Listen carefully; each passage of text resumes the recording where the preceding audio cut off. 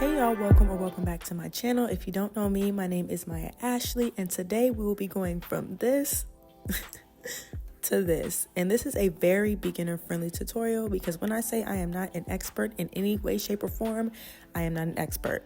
So we started off with this crusty, dusty, half up, half down that should have been taken down like a week ago. I'm checking for bald spots right here because those ponytails can really do you in.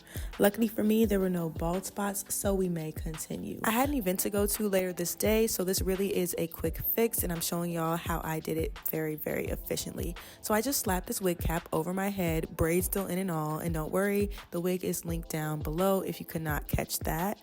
As you can see, when I put the wig on my head, there is a lot of work that has to be done for it to get to the final result that you saw, but I'm telling you, it was so simple and easy, and we can do it together, okay? So follow me. So what I did first is choose where I wanted my part to be. I'm a middle part girl through and through, so I chose a middle part, but I'm sure you can do a side part on this unit as well. So I'm just going through and making sure this part is as sleek and as straight as possible because, baby, it's important.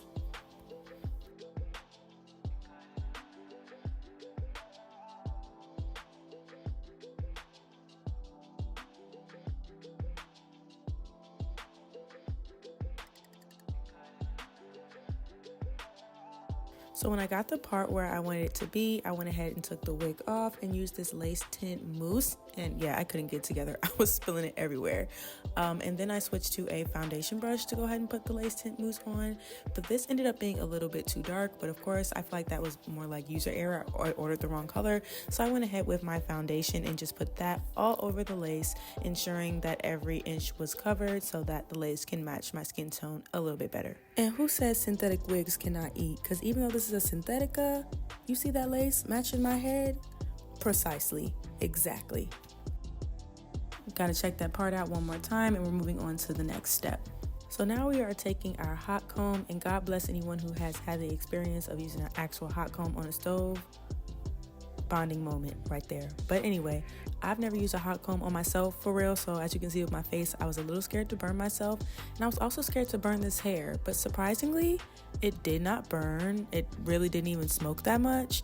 So I was really pleasantly surprised about how much heat this hair could take. So what I'm doing here is hot combing the hair back, hot combing the hairline back, and also hot combing the part to make it really crisp and make the hairs fall in the way I want them to fall. Also give me space to do my edges and lay the lace down without hair getting in the way. I realized that I forgot to put the strap on my hair, and I know this is the way you're supposed to do the strap, but I like my wig to feel glued tight on my head so that thing won't fall off. So now I'm going in and pushing the front hairs in an upward direction. With curly wigs, I like when the hair falls up and down. More on that later when we get to the finishing touches. So now I am about to cut the lace. I recommend using an eyebrow razor when you're cutting lace, but I didn't have any and we had to compromise because I had to go. If you have no eyebrow razor, have no fear. Just make sure you're cutting in a kind of jagged pattern so it doesn't look like you have a fence on your head when the lace is laid down. I also put my lace a little bit behind my hairline. That's just my preference. I have a really low hairline as well. This wig felt extremely long, so I went ahead and cut out like an ear opening where my ear was, so my ear can be out and it could look more natural. That's optional, but I feel like it just makes the wig fit to your head better. And as you can see, it already looks really good, so now it's time to melt her down. I'm just using regular old got2b.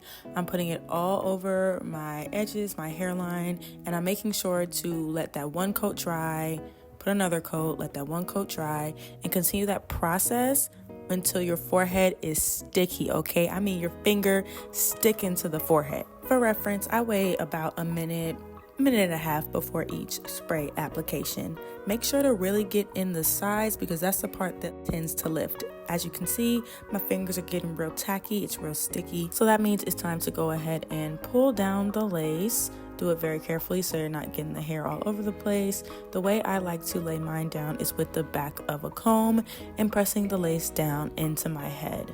As you can see me doing here, making sure to give some extra care to those edges because like I said, they will try to lift and run away from you. So really just making sure we press down and blend it as much as possible.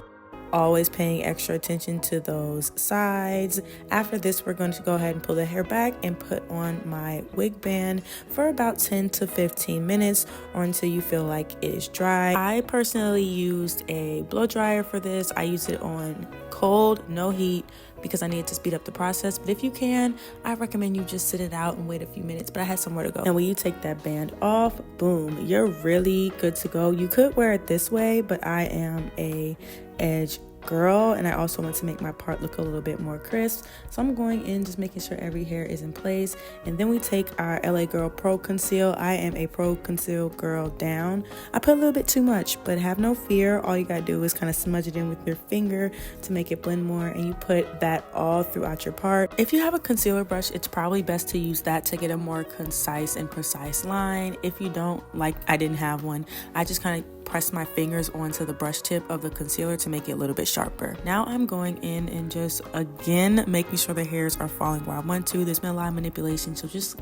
really setting the hair in place. We are now reinforcing the part where I like the front of my hair to fall up and down. So we're going to go ahead in with the hot comb again to really make sure that stays right there. Here's a little close-up of the lace. I realized that this part wasn't up to par like where I like it, so I just put a little bit more of my foundation on there to make it blend a little bit more.